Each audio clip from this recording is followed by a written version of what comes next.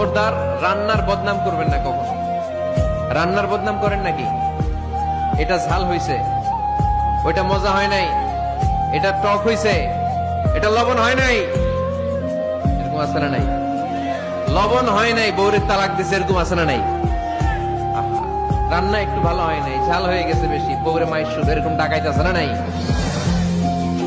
মা আবা রাসূলুল্লাহ সাল্লাল্লাহু আলাইহি ওয়াসাল্লাম তুআমান ক্বাত্তু, আল্লাহর হাবিব সাল্লাল্লাহু আলাইহি ওয়াসাল্লাম কখনো কোন রান্নার বদনাম করতেন না। ইনিশতাহাহু আকালাহু, বুখারীর বর্ণনা। ভাল লাগলে খেতেন, ভাল লাগতেছে আরো খেতেন, আরো খেতেন। ওয়া ইন কারিহাহু তারাকা, ভালো না লাগলে রেখে দিতেন, ওর দিকে তাকাইতেন না।